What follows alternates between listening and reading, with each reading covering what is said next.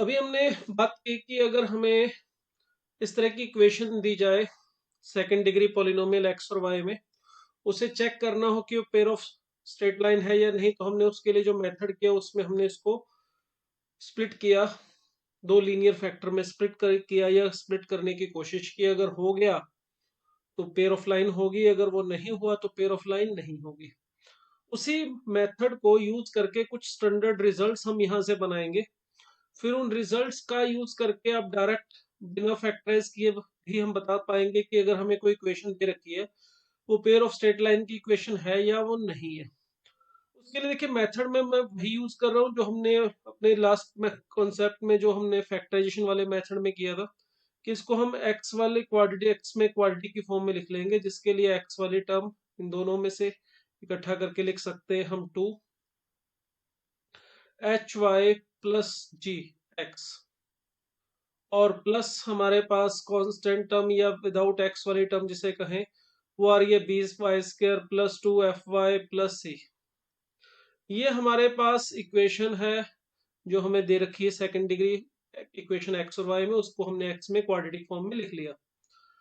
अब वही same rule apply करके एक्स की वैल्यू फाइंड आउट करने की कोशिश करते हैं, तो -2hy plus g x, sorry plus g as it is, plus minus root of b square, that is 4hy plus g का होल स्क्र मिल जाएगा, -4a into b y square plus 2fy plus c मिला, upon है नीचे हमारे पास 2a। अब देखिए यहां से कॉमन निकाल सकते हैं 4 को बाहर, 4 निकालने के बाद स्क्वायर रूट से 2 मिलेगा, और ये भी 2 है तो इस 2 से ये कैंसिल आउट कर सकते हैं। तो हमारे पास जो x की वैल्यू है वो आ रही है -hy plus g plus minus root of, इसका स्क्वायर खोलने के बाद मैं वाई स्क्वायर वाली टर्म इकट्ठी करूं तो मुझे h square minus a b y square के साथ मिलेगा। यहां से फर्स्ट वाले से 2h(gy) आएगा और -2f(y) मिलेगा, तो 2 भी आप कॉमन निकाल के इसको इस तरह से लिख सकते हो hg minus f into y. और उसके बाद विदाउट x वाली जो टर्म है हमारे पास, और y वाली टर्म कांस्टेंट टर्म जिसे आप कह सकते हो, वो g² माइनस ए सी, ये मिल जाएगा। अब यहां तक करने के बाद देखिए फिर हमें रूट के अंदर जो दिखाई दे रहा है इसके बारे में पता होना चाहिए कि ये कैसा है। ये रूट के अंदर जो क्वाड्रेटिक एक्सप्रेशन दिखाई दे रहा है वाई में, अगर ये परफेक्ट स्क्वायर हुआ तो ये जो हमारा गिवन क्वाड्रेटिक एक्सप्रेशन था एक्स और वाई में, वो एक्स के और वाई के दो लीनियर फैक्टर में रिजॉल्व हो जाएगा, अगर ये रूट के अंदर वाली टर्म ये परफेक्ट स्क्वायर हुई तो। अगर ये परफेक्ट स्क्वायर है तो ये दो लाइंस की इक्वेशन होगी, अगर ये परफेक्ट स्क्वायर नहीं है तो ये दो लाइंस की इक्वेशन या पेयर ऑफ लाइन की इक्वेशन नहीं होगी, ये किसी सर्कल, इलिप्स, पैराबोला या हाइपरबोला में से किसी की इक्वेशन हो सकती है। अब सोचते हैं इसके बारे में कि यार ये परफेक्ट स्क्वायर कब होगा। उसके लिए बहुत सिंपल सा लॉजिक है। देखिए अगर हम क्वाड्रेटिक इक्वेशन के बारे में सोचें, हमने जो पढ़ा हुआ है, अगर आपने क्वाड्रेटिक इक्वेशन में अच्छे से पढ़ा हो तो उसमें एक बात आएगी कि अगर a x square plus b x plus c कोई क्वाड्रेटिक एक्सप्रेशन है, इसमें अगर डी, इसको हम लिख सकते हैं, अगर इसके रूट अल्फा और बीटा है quadratic expression a x square plus b x plus c के, अगर इस इक्वेशन के जो रूट्स हैं वो अल्फा और बीटा है, तो हमने पढ़ा हुआ है कि अगर a x square plus b x plus c को मैं लिखना चाहूं अल्फा और बीटा की टर्म में, तो इस तरह से लिखा जा सकता है x minus alpha x minus beta. और अगर अल्फा और बीटा दोनों रूट्स इक्वल हो जाएं, जो हमें पता है तब होते हैं जब डिस्क्रिमिनेंट जीरो होता है। अगर रूट्स इक्वल है तो डिस्क्रिमिनेंट जीरो, डिस्क्रिमिनेंट जीरो है तो रूट्स इक्वल होंगे, तो उस केस में ये जो a x square plus b x plus c है, देखिए ये हमारा किसी लीनियर का परफेक्ट स्क्वायर बन सकता है। इसे आप root of a into x minus alpha का स्क्वायर लिख सकते हो। तो कोई भी क्वाड्रेटिक एक्सप्रेशन परफेक्ट स्क्वायर तब बनता है जब उसका डिस्क्रिमिनेंट 0 हो। तो बात हम अगर इसके बारे में कर रहे हैं तो इस वाले क्वाड्रेटिक एक्सप्रेशन का जो डिस्क्रिमिनेंट है, जो रूट के स्क्वायर रूट के अंदर क्वाड्रेटिक एक्सप्रेशन y में लिखा हुआ है, इसका डिस्क्रिमिनेंट अगर हम देखें तो 4 into h g minus f का होल स्क्वायर ये मिलेगा, -4 into h square minus a b into g square minus a c, ये हमें मिल जाएगा।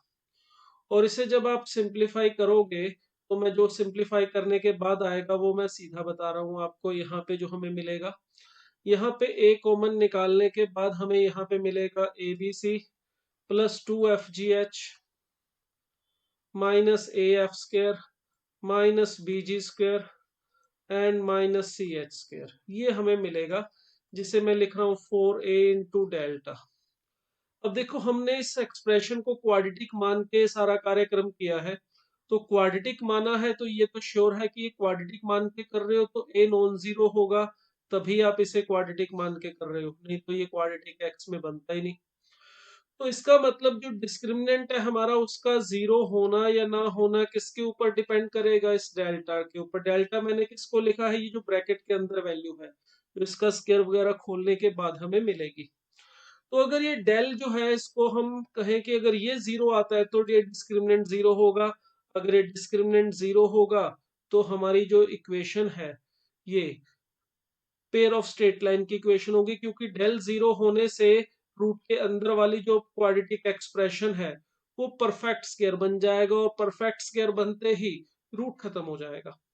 तो इसका मतलब f x y is equal to zero को हम कह सकते हैं कि ये पेयर ऑफ स्ट्रेट लाइन की इक्वेशन होगी अगर ये डेल की वैल्यू जीरो आती है। देखिए ये प्रॉपर्टी मैंने यहाँ पे लिखी है, a x square plus 2 HXY plus g x plus 2FY plus c is equal to zero, अगर ये क्वाड्रेटिक एक्सप्रेशन है एक्स और वाई में।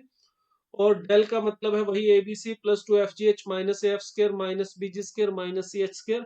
अगर ये जीरो आता है तो हम कह सकते हैं कि हमारी जो equation of pair of line को रिप्रेजेंट करती है। इसको आप वेरीफाई भी कर सकते हैं, जो हमने एग्जाम्पल किया था उसी एग्जाम्पल को मैं अगर दोबारा ले लूं, हमारे पास था 2x² plus 5xy minus 3y² minus x plus 11y minus 6 is equal to zero. एक बार चेक भी कर लेते हैं, यही इक्वेशन थी हमारे पास जो हमने ली थी।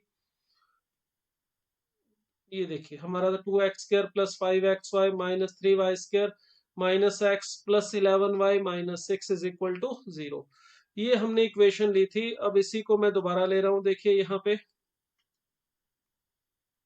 सॉरी, अब ये इक्वेशन को अगर मैं इस जर्नल के साथ इक्वेशन के साथ कंपेयर करूं तो इसमें से a की जो वैल्यू है वो x² का कोफिशिएंट 2 है, b का मतलब y² का कोफिशिएंट -3 है, और c का मतलब कांस्टेंट टर्म वो है -6। f g और h ये क्या है, देखिए 2FY यानी कि y का जो कोफिशिएंट है वो 2f है, तो यहाँ y का कोफिशिएंट है 11, तो 2f11 का मतलब f की वैल्यू है 11/2। 2gx का मतलब x का कोफिशिएंट है 2g, तो यहाँ पर x का कोफिशिएंट दिखाई दे रहा है -1, तो 2g-1 का मतलब g की वैल्यू है -1/2। इसी तरह से 2hxy होता है, तो xy का कोफिशिएंट 2h होने का मतलब 2h की वैल्यू 5 और h की वैल्यू है 5/2। अब अगर मैं इस डेल को यानी कि a b c plus 2FGH minus a f square minus b g square minus c h square इसमें रख के चेक करें तो देखिए हमें क्या मिलेगा, ए बी सी का मतलब इन तीनों का जो प्रोडक्ट है टू इंटू -3 इंटू -6 करेंगे तो ये आ रहा है 36 प्लस 2FGH। 2FGH इन तीनों को मल्टीप्लाई करके देखिए ये -55/8 आएगा, साथ में 2 से मल्टीप्लाई किया है तो -55/4 हमें मिलेगा। ये हो गया हमारा 2FGH minus a f square, तो ए है 2f² की वैल्यू देखेंगे तो 121/4 आएगी, तो बाय 2, इसलिए वो 2 से मैंने ए से ये 2 से नीचे वाला 4 कैंसिल कर दिया। इसी तरह से माइनस है bg², माइनस बी हो जाएगा तो यहाँ पे प्लस आ जाएगा 3, और जी स्क्वायर का मतलब 1/4, तो ये आ रहा है 3/4। देखिए इसी तरह से माइनस सी एच स्क्वायर करेंगे तो +6 इंटू 25/4 होगा, तो ये हमें कैंसिल करके 75/2 मिल जाएगा। माइनस ये प्लस बना देगा, माइनस सी था इस वजह से यहाँ प्लस हो गया। तो 6 इंटू 25/4 को सिंप्लीफाई करेंगे तो ये हमें 75/2 मिलेगा। अब देखिए अगर मैं इन सब का सिंप्लीफिकेशन करूं, एलसीएम लूं यहाँ पे सबका, तो एलसीएम हो जाएगा 4। ठीक है, अब देखिए 36 इंटू 4 करेंगे तो ये 144 -55 -242 +3 और प्लस हमें मिल जाएगा यहाँ पे 150। अब देखिए प्लस के हमारे पास आ रहे हैं 144, 3 एंड 150। अगर हम इन सबको ऐड कर दे पॉजिटिव वाली टर्म को, तो देखिए हमें मिल जाएगा यहाँ पे 7, 9 एंड 2, 297 हमारे पास प्लस साइन के साथ आ रहा है। और सेम ही -2 797 जो है वो हमें मिल रहा है नेगेटिव साइन के साथ। तो इसका मतलब ये सारी वैल्यूज कैंसिल आउट होने के बाद हमें मिल रहा है यहाँ पे 0। तो देखो डेल 0 आने का मतलब हम कह सकते हैं कि ये पेयर ऑफ लाइन की इक्वेशन है।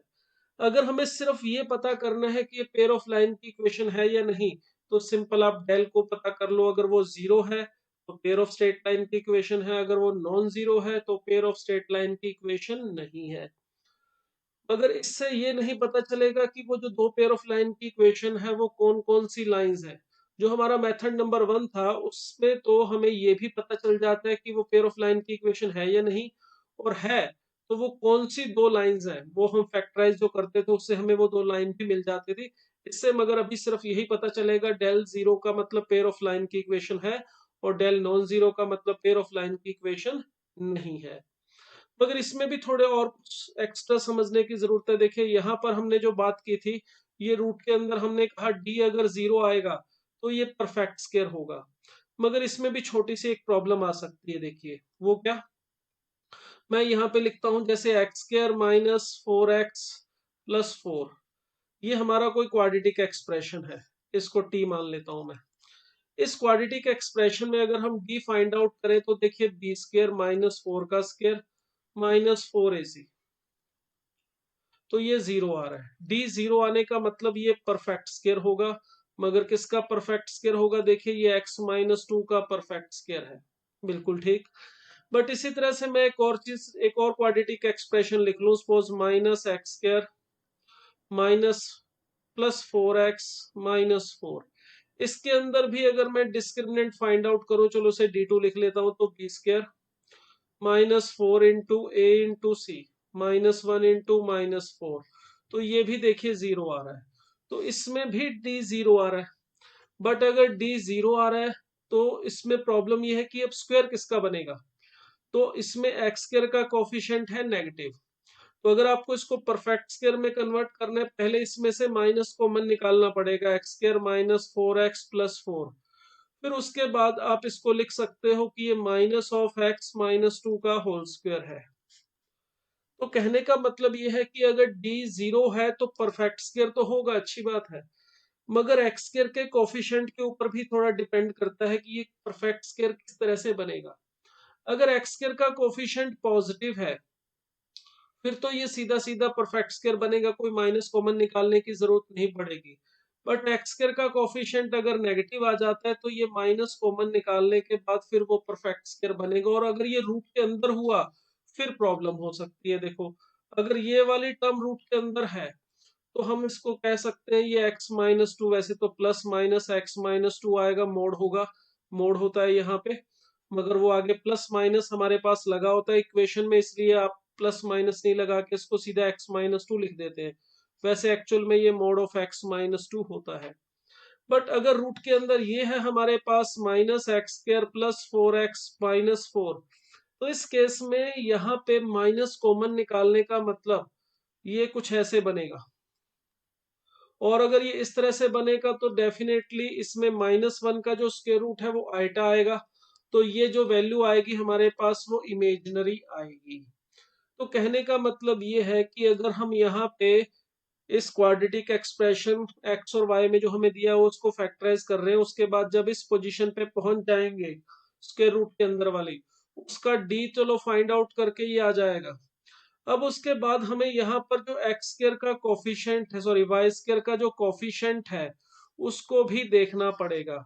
ये है हमारा वाई स्क्वायर का coefficient h square minus a b. अब इस h square minus a b को भी देखना पड़ेगा। अगर ये h square minus a b positive है तो कोई समस्या नहीं है, रूट के अंदर परफेक्ट स्क्वायर बिना माइनस कॉमन निकाले बनेगा। और यहाँ पे प्लस माइनस का साइन लेके आपको एक्स के अंदर दो रियल और डिफरेंट इक्वेशंस मिलेंगी एक्स और वाई में। एक्स की दो अलग अलग वैल्यूज मिलेंगी वाई में प्लस माइनस का साइन लेके, जिससे एक्स और वाई में दो रियल एंड डिस्टिंक्ट इक्वेशंस मिल जाएंगी हमें। अगर ये एच स्क्वायर माइनस ए भी नेगेटिव हुआ तो उस केस में यहाँ से वो माइनस आपको बाहर का कॉमन निकालना पड़ेगा। स्क्वायर रूट के अंदर वो -1 बाहर आएगा तो आइटा बन जाएगा। यानी कि उस केस में यहाँ पर जो एक्स और वाई में हमें लीनियर इक्वेशन मिलेगी उसमें आइटा भी प्रेजेंट होगा, तो वो रियल लाइंस हम नहीं बोल सकते, उसको हम इमेजिनरी लाइन बोलेंगे। और अगर एच स्क्वायर माइनस ए भी 0 आ जाए फिर क्या होगा देखिए। अगर ये 0 आ जाता है तो हमारा ये क्वाड्रेटिक रहेगा ही नहीं। और अगर हम चाहते हैं कि रूट खत्म हो जाए तो वो परफेक्ट स्क्वायर के मतलब बनेगा कि ये कांस्टेंट टर्म ही आएगी सिर्फ यहाँ पे। अगर डी 0 होगा और एक्स वाई स्क्वायर का कोफिशिएंट भी 0 होगा तो उस केस में रूट के अंदर सिर्फ और सिर्फ कुछ कांस्टेंट बचेगा। कुछ कांस्टेंट बचने का मतलब x is equal to minus of h y plus g, plus कुछ वैल्यू आएगी जो कांस्टेंट होगी, रूट खत्म हो जाएगा परफेक्ट स्क्वायर अगर होगा तो। मगर परफेक्ट स्क्वायर होगा तो लीनियर तो किसी का परफेक्ट स्क्वायर हो नहीं सकता। अगर एक्स स्क्वायर वाई स्क्वायर का कोफिशिएंट 0 हो जाएगा और ये परफेक्ट स्क्वायर भी है तो इसका मतलब वाई वाली टर्म भी वहां पे खत्म हो जाएगी, सिर्फ कांस्टेंट टर्म ही मिलेगी। अब इस तरह से जब मुझे एक्स और वाई के अंदर यहाँ से इक्वेशन जो मिलेंगी वो इक्वेशन तो दो मिलेंगी। वो इक्वेशन होगी a x plus h y plus g minus plus minus के। तो ये जो दो इक्वेशन मिलेंगी इसमें एक्स और वाई वाली टर्म सेम होंगी, डिफरेंस होगा तो कांस्टेंट टर्म में।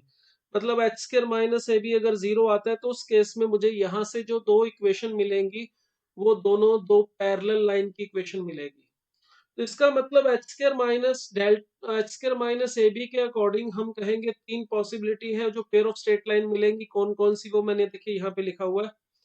अगर हमारा डेल्टा 0 है तो डेल्टा 0 आने का मतलब पेयर ऑफ लाइंस की इक्वेशन आएगी। ठीक है, यहां तक तो हमने बात कर ली थी। मगर वो जो पेयर ऑफ लाइन की इक्वेशन है वो कैसी लाइन बनेगी फिर वो आगे डिपेंड करेगा h square minus a b के ऊपर। अगर h square minus a b हमारा पॉजिटिव है तो हमें जो लाइन की इक्वेशन मिलेंगी वो रियल और नॉन पैरेलल होंगी।